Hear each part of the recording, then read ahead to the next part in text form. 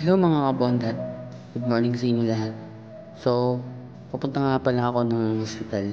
Maaga akong nagising. Yan. Kung makikita nyo, naglalakad ako palabas sa amin.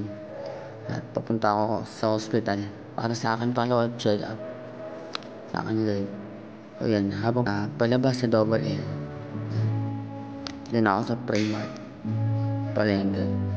Yan. Naghihintay ako dito ng masasakyan ng bus pero wala pa rin dumadaan. May dumadaan man punuan. Then pumunta na ako sa terminal. Nakita ko napakahaba ng pila. Di ilan lang yung minibus. So yan.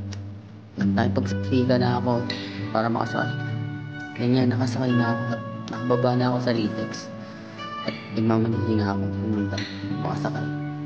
Ngayon sa wakas, nakarating na ako sa amin. Makikita niyo, nilakad na ako papasok. Salamat sa Panginoon kasi nakarating din sa wakas.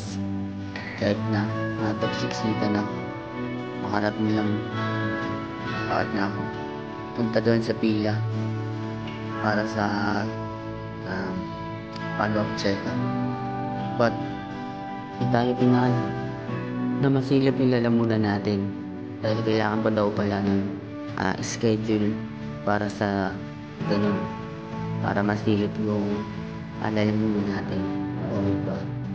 Kaya no choice, sabi sa akin balik daw ako bukas kasi Monday at Wednesday lang daw.